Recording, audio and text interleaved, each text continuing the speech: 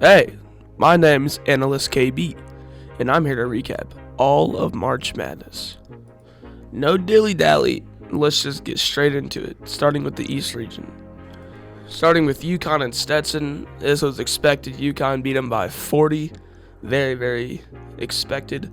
Northwestern beat FAU. I actually got this game wrong. I thought FAU was going to win this game, but they didn't.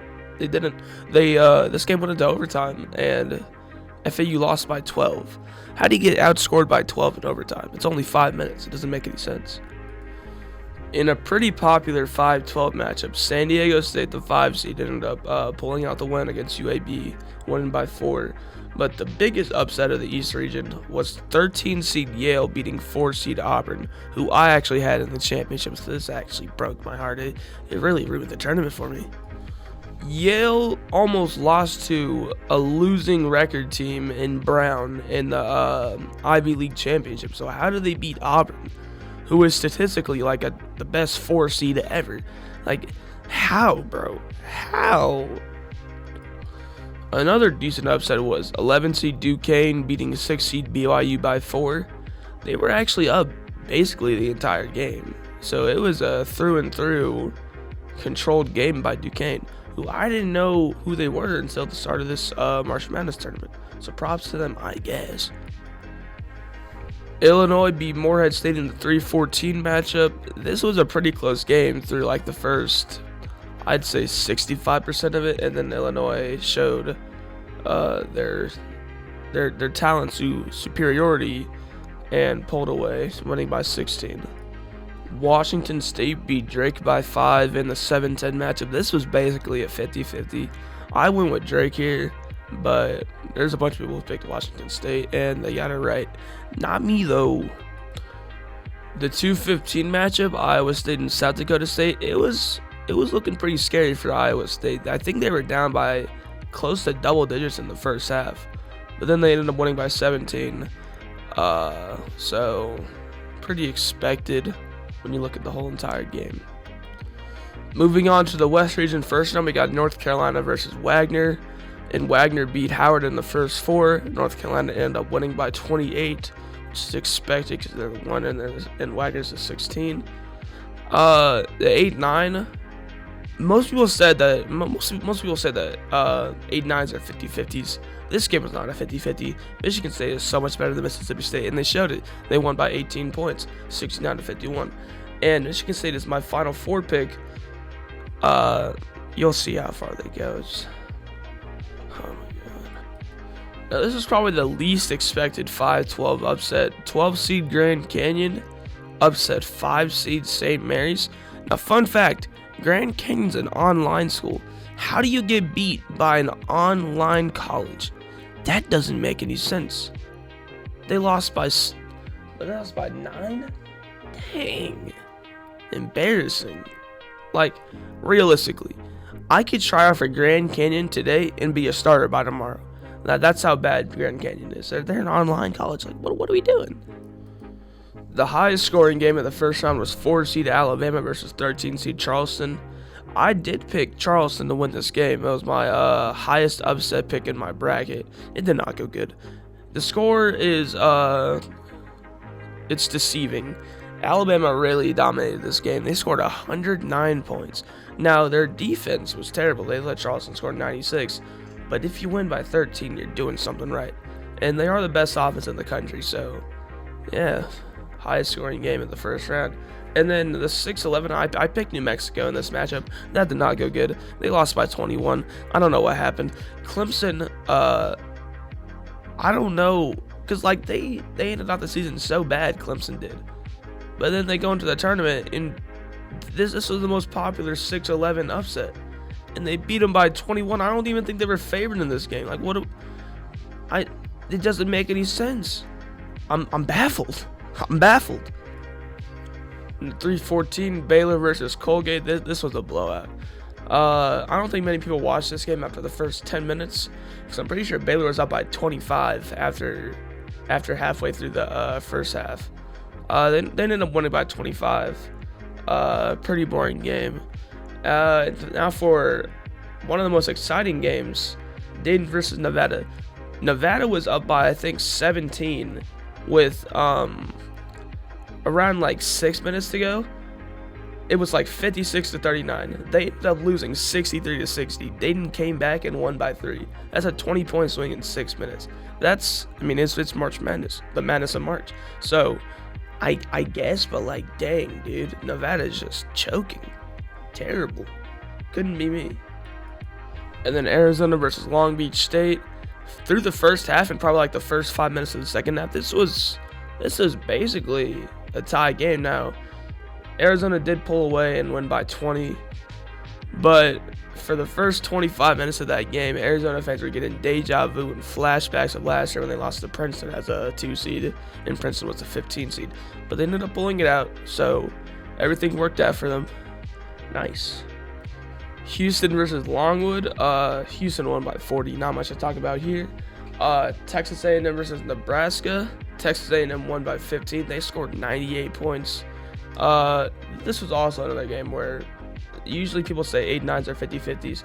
This was probably like a 75-25 in Texas A&M's favor, and I did pick them. So, yeah, I'm pretty smart. I'm pretty good at this basketball stuff.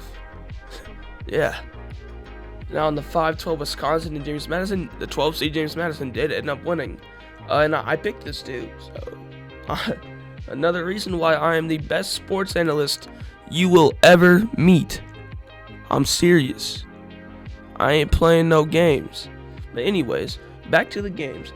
Yeah, this was a really good game. AJ Storr balled out, but yeah, James Madison pulled away with I forget his name, but yeah, he's a NBA prospect. I think he played really, really good.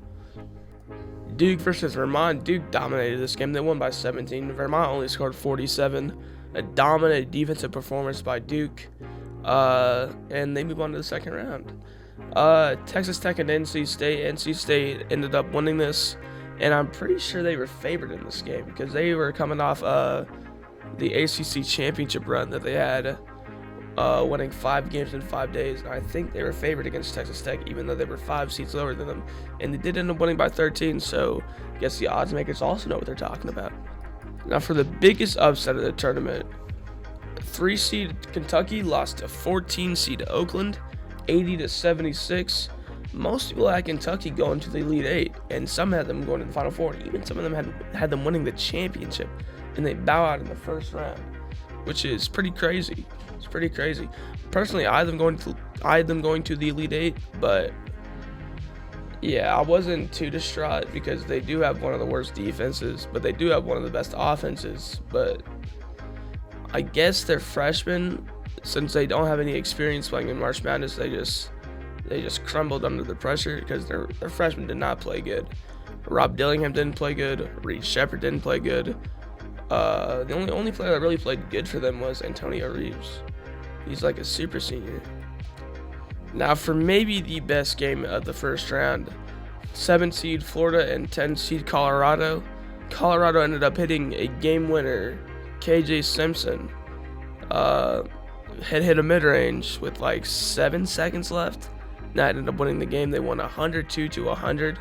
And I had Florida going to the Sweet 16, so I was pretty unhappy about this. But it's fine. I mean, it's just the Sweet 16. Now if it was the Final Four, I'm not going to say what I was going to do. I'm not going to say. Now, this was the biggest scare for a 2 seed versus a 15 seed. I'm pretty sure Western Kentucky was up with like 10 minutes, or it was like tied with 10 minutes to go in the second half. Now, somehow Marquette ended up winning by 18. Western Kentucky is a 15 seed for a reason. Marquette is a 2 seed for a reason, but Marquette was without Tyler Kolek. Actually, no, they were with Tyler Kolek, so that makes it even more surprising how they didn't just blow this team out. Really, it's really surprising. Moving on to the last region of the first round, 1 seed Purdue versus 16 seed Grambling State. Purdue won by 28, but it was like a 6-point game at halftime or something around that. And Purdue fans were getting flashbacks, PTSD flashbacks even, of the historic upset, probably the greatest upset in March Madness history, when they lost to FDU in the first round last year. Now, this is the definition of a 50-50. 8 seed Utah State versus 9 seed TCU. On paper, this was the most 50-50 matchup possible in the tournament.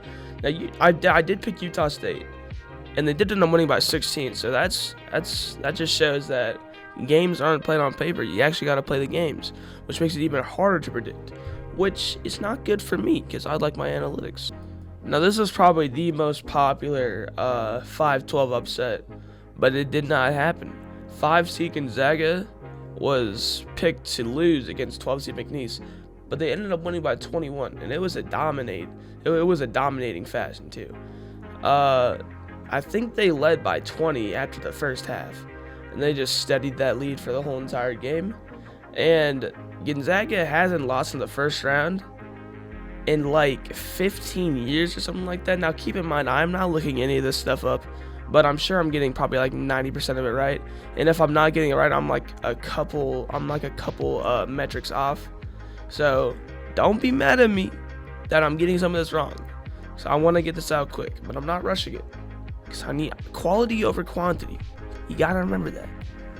4 seed Kansas and 13 seed Sanford's game ended in a pretty controversial way because of basically a phantom foul on one of Sanford's players when they attempted to block one of Kansas' players with like 20 seconds left in the game, and they called a foul even though it was all ball, and that's what really catapulted Kansas to a 4-point win, or else they wouldn't even make it the second round, and most fans are pretty outraged by that.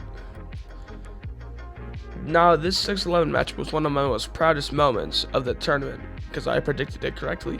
I picked 11 seed Oregon to beat 6 seed South Carolina, and if I'm being honest, it was pretty obvious as well. Oregon was coming off winning the Pac-12 championship. They had one of the best big men in Foley Dante, so it's pretty self-explanatory. And they ended up winning by 14. South Carolina just lost by 40 in the SEC tournament. I'm pretty sure, something like that, or like 30. So they ended the season off cold. Oregon ended the season off hot, and it's a 6-11, and it's March Madness. So to me, it was pretty self-explanatory. Creighton versus Akron. Creighton just studied this game. They won by 17. Not much to say here. Now for the 7-10 Texas and Colorado State. Texas gave Colorado State the treatment that Colorado State gave Virginia in the first 4. They only scored 44 points and they were in the 10s after the first half in points, which is very, very embarrassing. And Texas ended up winning by 12. Yeah. And for the last game of the first round, Tennessee just destroyed St. Peter's 83-49. I'm not going to talk about this game.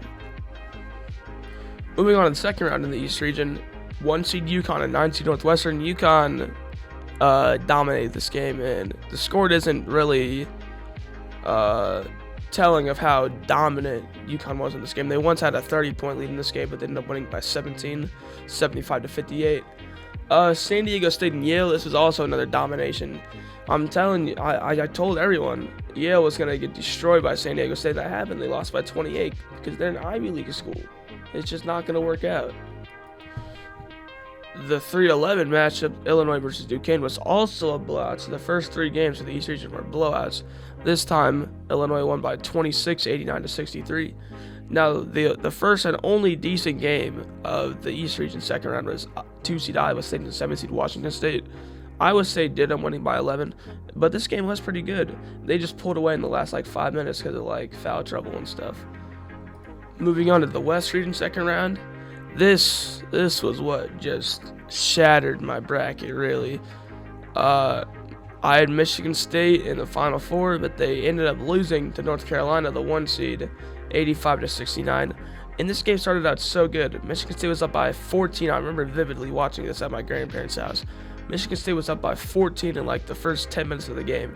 And they somehow lost by 17 or 16. How does that even happen? Oh my God. Oh. Terrible. Now for the most physical game of the tournament, and maybe one of the most physical games I've ever seen. 4 seed Alabama and 12 seed Grand Canyon. Now, Alabama did win by 11, but this game, that score doesn't tell how great this game was. This was a top 10 game in March Madness, and I think it's hands down consensus that it was. it was basically old school basketball, just roughing each other up, jumping for loose balls, just everything that an old school NBA fan would love. Uh, so yeah, this was such like they were basically calling no fouls. It was like a rugby scrum every single time they got the ball. It was fun to watch. I loved it. Now 6 seed Clemson versus 3 seed Baylor, and Clemson ended up winning, which just really shocked everyone, to be honest, because most people, I'd say probably 65-70% of people had Clemson losing in the first round, and they ended up making the Sweet 16. And it was really off a start to finish control of the game by Clemson against one of the best offenses in the country in Baylor, and 2 NBA prospects in Jacoby Walters and Yves Misi. Clemson dominated, really. They had like a 20-point lead at one point. Arizona versus Dayton, the 2-7 matchup, was also pretty cool. Arizona did end up winning by 10. Yeah. Now, honestly, I'm going to be honest. I don't remember much from this game, but I do remember it being good. I do remember Deron Holmes playing really, really good. And that's also an NBA prospect for Dayton. So that's all I remember. On to the South region, one of the greatest games in March Madness was 1 seed Houston versus 9 seed Texas A&M. Houston ended up winning, but it was really scary how they won. They were up 10 with like a minute and a half left, and they ended up choking that lead away. And to send it to overtime, one of the Texas A&M players hit a 3 to tie the game with like 1.5 seconds left, and that sent it to overtime. But Houston did end up winning by 5, 100-95. So yeah, it was a really cool game, and it showed what Houston's flaws are as a 1 seed. That if their defense isn't clicking, they're pretty beatable. Now, a game that wasn't great or competitive was 4 seed Duke versus 12 seed James Madison. Duke ended up winning by 38. This is like Duke looked like a top 5 team, even though they were a 4 seed in the tournament. They held Vermont to 47, and then they held James Madison to 55, while like also playing pretty good offense, especially in the James Madison game. Now for the battle of the double-digit seeds, NC State ended up winning versus Oakland, 79-73, which means an 11 seed made the Sweet 16. And for the 2-10 matchup, Marquette versus Colorado, Marquette ended up winning 81-77. Just some pretty close games, pretty cool games. Not much to say really that stood out to me personally. And on to the last region, the Midwest region, second round. Purdue dismantled Utah State 106-67. That was the best Purdue game that I've seen all year. Some people even picked Utah State to win this game, which is pretty surprising because they're undersized, but it's fine. Even though Zach Edey's literally the greatest player in college basketball for quite some time. Like, the only player I could see being better than him is Zion Williamson. But even then, like, Zion was a freshman when he came out of the when he came out of the Duke program, and Zach Edey's a senior, and you'll see, like, he's really dominant, so dominant. Kansas versus Gonzaga in the 4-5 matchup. Gonzaga dominated this game through and through. They won by 21. Not much to say here other than Kansas looked lost without their star player, McCullough. Now the 3-11 matchup, 3 seed Creighton versus 11 seed Oregon. I did have Oregon winning this game. They did not win this game. This game went into double overtime though. But they ended up losing by 13. It's just that's usually what happens in games like these, in overtime games. After it goes to double OT, just the better team wins, and the worst team just runs out of gas and just really shows how much better 3 seeds are than 11 seeds on average.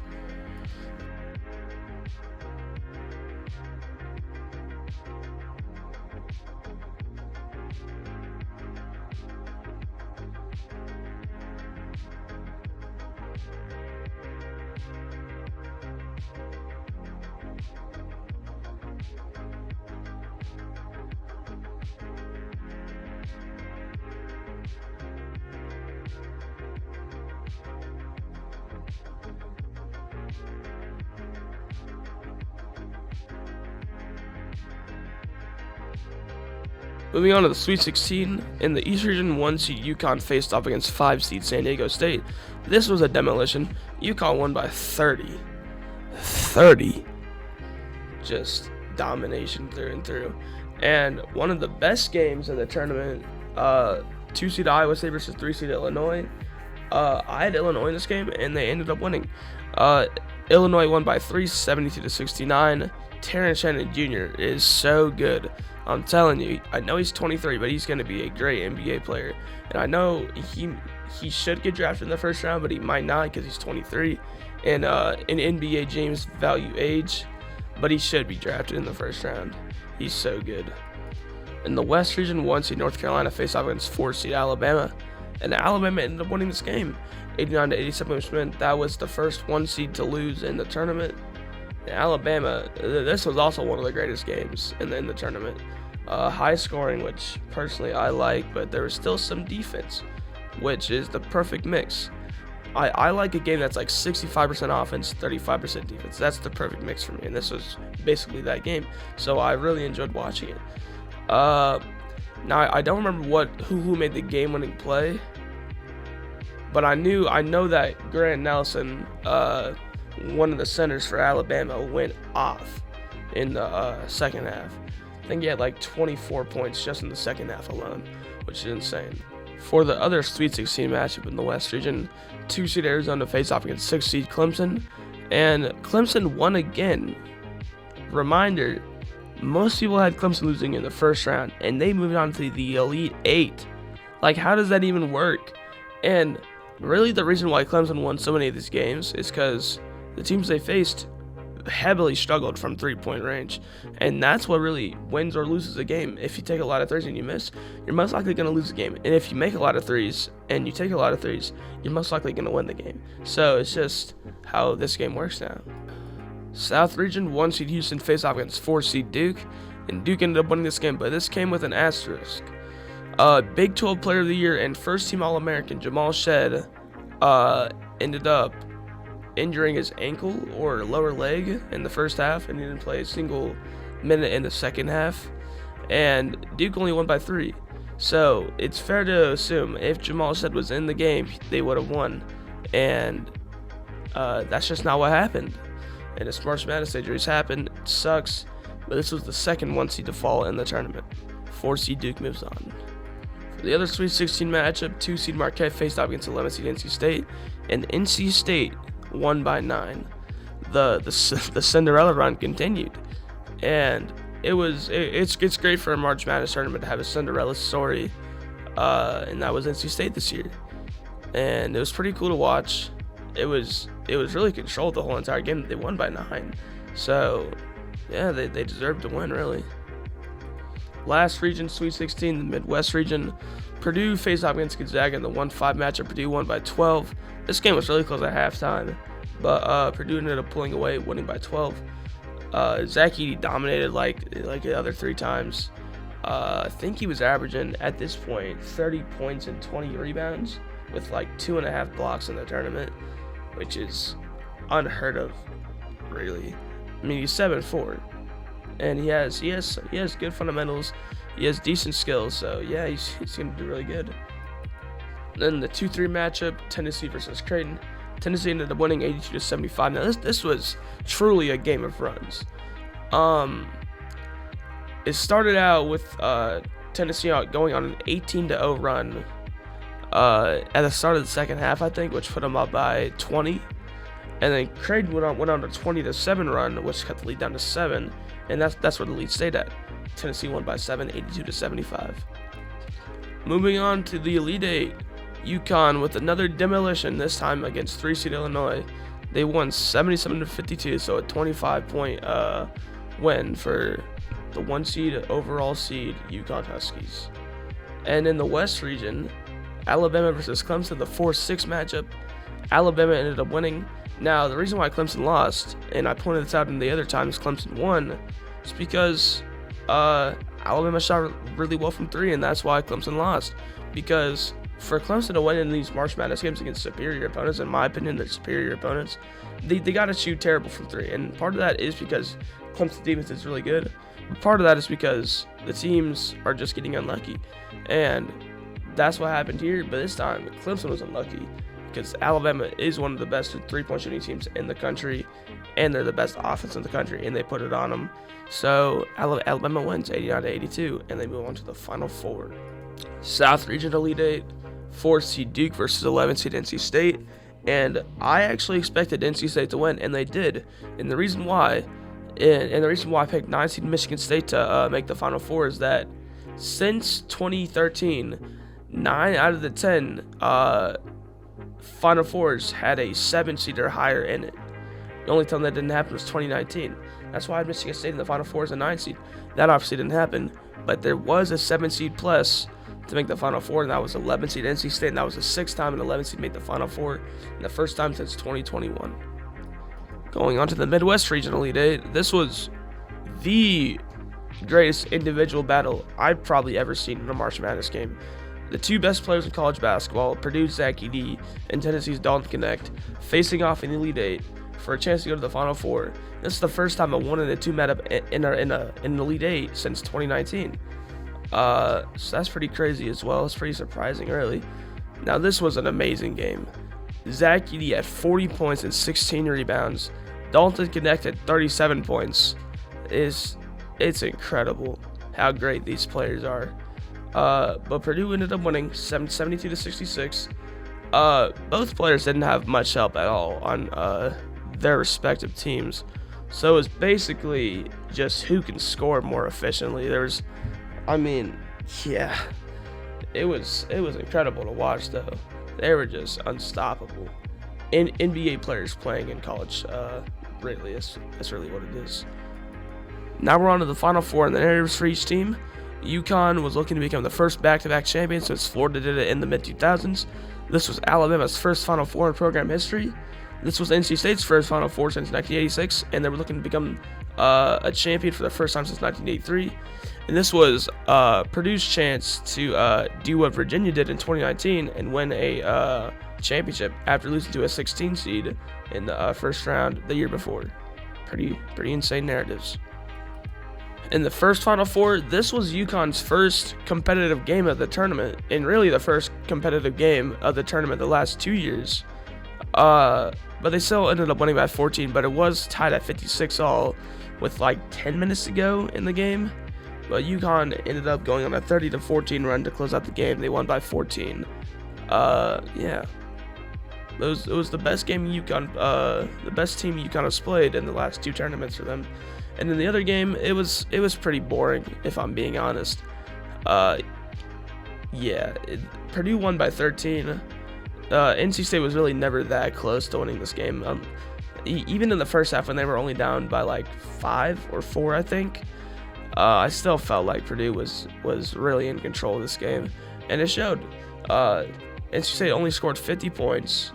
DJ Burns, who was so loved through the first 4 games of the tournament, only scored 4 points against Zach Edey, like 8 points. He scored single digits. They did hold Zach Edey to 20 points, though. NC State did. That's pretty impressive. And now moving on to the championship. What really everyone wanted to see as like the best possible matchup: 1 seed UConn versus 1 seed Purdue. The battle of the big man. UConn's Donovan Clingan versus Purdue's Zach Edey, who was the better player, and UConn ended up winning by 15. And this was their 12th straight tournament game that they won by 13 points or more. The game was really good in the first half.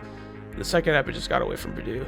And I know Indiana natives are devastated, but not me, because I don't care. But I did want Purdue to win because, 1, I'm from Indiana, and 2, I did pick them to win the national championship. So, I mean, I'm not distraught over it, really. But, yeah, UConn is my least favorite team now. I do not like back-to-back champions. I've had to endure a back-to-back champion in NFL. I've had to endure a back-to-back champion in college basketball. Okay, I have a quick announcement. I made a promise with the people in my bracket pool that whoever won, I was going to shout them out and said that they had more sports knowledge than me, for the week. And the person who won it was my friend Tyler Peterson. So, for the week, just for the week, he is smarter than me. He has more ball knowledge than me, but only for the week. Okay? This isn't a permanent thing. I'm sorry for the people that I let down. I will try to do better next year. Yeah. But I do have to say, he did take the safe route. He picked UConn to win. He had Purdue in the national championship. He picked the safe route. So it really doesn't count. Realistically, I'm smarter. But for the week, he is smarter than me. Okay, I hope you guys have a great day. I can't wait for March Madness next year. And goodbye.